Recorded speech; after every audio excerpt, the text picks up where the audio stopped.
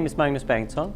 I'm a researcher and consultant specializing in circular economy, sustainable consumption and production, resource efficiency, especially regarding government policies and international collaboration. I was a co-lead of an assessment we did a few years ago, where we looked at circular economy for plastics in the ASEAN region, where we went out and interviewed governments and multiple stakeholders in most of the 10 ASEAN countries.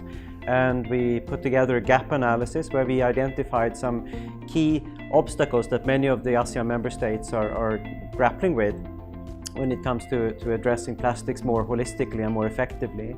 Building on that work, I've been involved in multiple initiatives, such as now we are setting up an ASEAN circular economy stakeholder platform.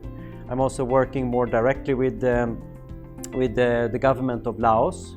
I'm working with the Minister of Natural Resources and Environment there, helping them to develop a national plastics action plan together with a local consultant. I've also been working together now recently with GIZ, the German development agency, to set up a regional knowledge management initiative.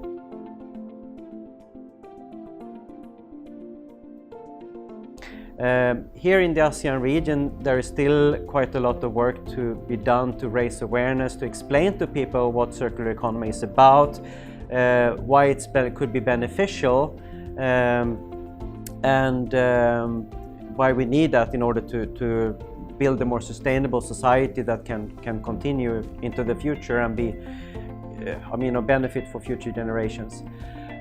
So awareness raising and explaining to people what circularity is really about, because currently many people associate circularity with waste management and recycling, which is part of the circular economy concept, but it's only a small part. It's also about transforming the way we design products, the way we try to meet human needs. In some cases, some products are maybe not necessary. We don't need as much single-use items as we have currently, for example. And there are also many other things that are maybe not necessary. They are not essential, that we could live pretty well without them. And some things that are currently have very short lifetimes, they could have much longer lifetimes.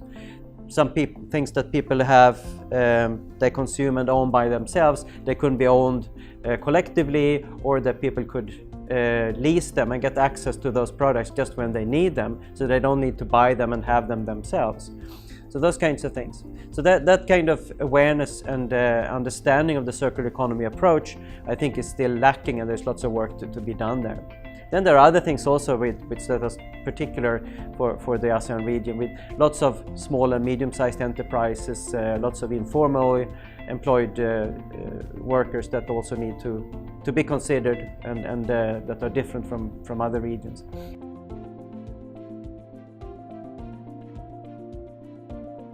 I think we need it to